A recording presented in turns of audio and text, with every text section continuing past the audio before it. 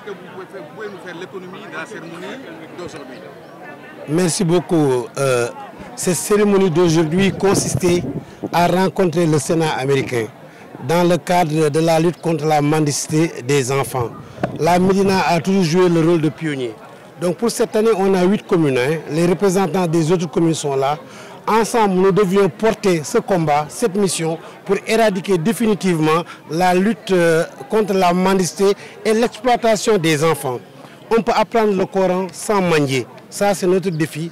Et je pense que l'appui aussi des Américains peut soulager un peu. Mais néanmoins, nos communes se sont déjà engagées pour la réussite de cette mission. On n'attendait pas les Américains pour commencer, mais leur appui sera vraiment d'un apport très favorable. Ensemble, Dakar doit changer de look. On sait bel et bien que beaucoup de talibés qui viennent le matin à Dakar n'habitent même pas Dakar, habitent d'autres localités. Et je pense que la synergie de nos efforts peut nous aider quand même à éradiquer définitivement l'exploitation de ces enfants. D'accord. Est-ce que vous avez fait le recensement et aussi qu'est-ce que vous attendez de ce partenariat?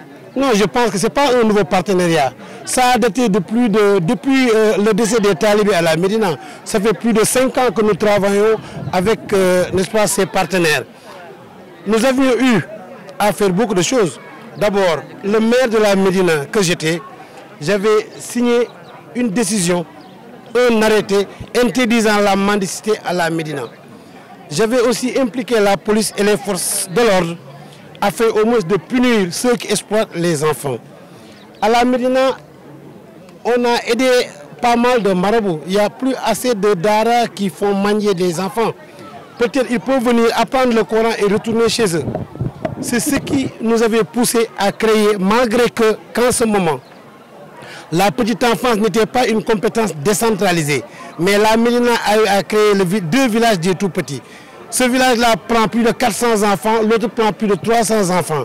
Le matin, c'est le préscolaire. L'après-midi, c'est le Dara al-Quran gratuit. Au-delà de l'inscription, il n'y a pas de paiement. Donc je pense que nous avions préparé la petite enfance. C'est pourquoi, dans beaucoup d'écoles à la Médina, on a eu 100% au CFE.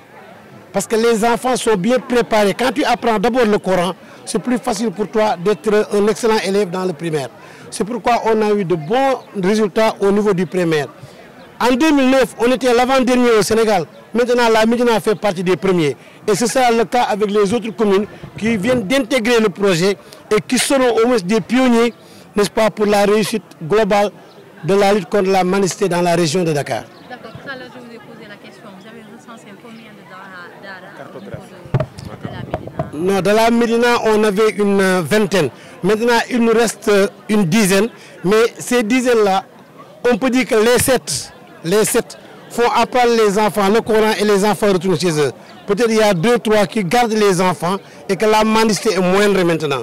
Donc je pense que pour cela, ça se comprend. Ce sont des enfants talibés qui n'ont pas de parents à Dakar. Parce qu'on a même eu à payer le transport de quelques enfants pour retourner à Tamba et en Guinée. Mais pour ces enfants, on connaissait leurs parents, on avait leur contact. Pour ceux qui restent ici, on n'a pas leur contact. Le temps d'avoir leur contact, de les repatrier, je pense qu'avec ce projet, on peut repatrier les enfants.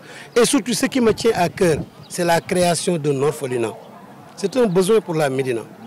Parce que c'est difficile de voir des enfants sans parents, des enfants sans soutien. Au-delà maintenant, après avoir réalisé les villages des tout-petits, je suis en train de voir avec des partenaires comment réaliser un orphelinat pour que les mairies puissent prendre en charge totalement, comme les pupilles de la nation, prendre en charge les orphelins de la Médina. Et je pense que ce sera le cas pour les autres communes partenaires aussi. di sant yàlla bu baax a baax di wax ni ndaje tey bi ndaje la boo xam ne bii njëkkul ndax naa ko sànq nee naa fukki at ci gannaaw def nañ ko Douta Seck bi taalibe yi lakkee Médina la ñu gisoon ni yenn yalwaan yi mënoon naa dakk ci laa jëloon arrêté tere yalwaan gi ci biir Médina ñu nemmeeku ne yalwaan googu jógewul Médina ndax bu ñu xëyee dafa am ay kaar yu jëlee ay xale feneen wàcc leen ci centenaire bi cinéma Luxe fi mu nekkoon xale yi tas Médina ngoon ñu ramassé leen yóbbu mu jaaxal ñu dugal ci police dugal ci ñëpp ñu léegi nañu topp ñi nga xam ne ñoo fi wàcce xale yi ci kaar def nañ ko ba ñu bari daw nañu waaye teewul ñu benn dina am te amuñu jot chaque matin aussi di wër loolu après ñu jublu ci tas daara yi nga xam ni sëriñ bi jublu ci lenn dul di yalwaan loo xale yi def ci poosam loolu tas nañ ci lu bëree bëri ba delloo ay xale seen i dëkk passé ñeneen ñu dellu Guinée wante nag daara yi ci ëpp léegi yi fi des na ay fukk mais ñooñu dañuy jàngale ba ngoon boo demee kër maam Abdou am na fa am na feneen ak feneen bu ñu jàngalee ba ngoon bàyyi xale yi fanaan seen i wayjur kon mën ngaa jàng alxuraan te doo yalwaan moo am ñetti daara yoo xam ne xale yi ñu ngi fay fanaan ba léegi daara yooyu tamit xam nga loolu day laaj moyen te petite enfance de compétence bu ñu jox mairie yi donc partenaires yu mel nii ñoo ñu mën a dimbali ñu mën a fexe xale yooyu nu ñu leen mën a jàngale alxuraan bàyyi loo leen yalwaan gi ndaxte li koy wane mooy jamonoy Covid bi jamonoy Covid bi ñu tëjee bunt yëpp kenn du génn 6 heures ñu tëdd xale yi amoon nañu problème mu reer il a fallu que mairie bi dugal loxoom ci lu bëree bëri pour mën a dimbali daara yu bëree bëri ñu mën a jox xale yi lu ñu lekk ndax yalwaan gi kenn defatu ko woon kenn génnatul woon yàlla na def nañ sutura ba amuñu woon ay kaawu xale yu bëri moo tax bu luy weesoo tamit sama xel mu ngi ci ànd ak waa Médina ñu créé orphelinat parce que bés bu ne boo demee dëj déjà bi seen wayjur di dund doole amuñu ko wayjur yooyu dañ leen dimbali léeg-léeg sax ñu deewee gune bàyyi ay xale yoo xam ne doo xam ku leen di dimbali te bu ñu ñàkkee dimbali ci mbedd mi la ñuy mujj moo tax tey maa ngi xool partenaire yan laa mën a am pour tabax kër goo xam ne xale yi fa la ñuy dëkk doon suñuy njaboot ma jël jigéen ñi doon seeni yaay ñu uuf xale yooyu ñàkk nañu wayjur waaye dinañ amee wayjur ñu leen di jox lekk di leen jox naan di leen jàngal ba keroog ñuy màgg ñu taxawu leen bu ko defee dootuñu yëg seen wayjur yu ñàkk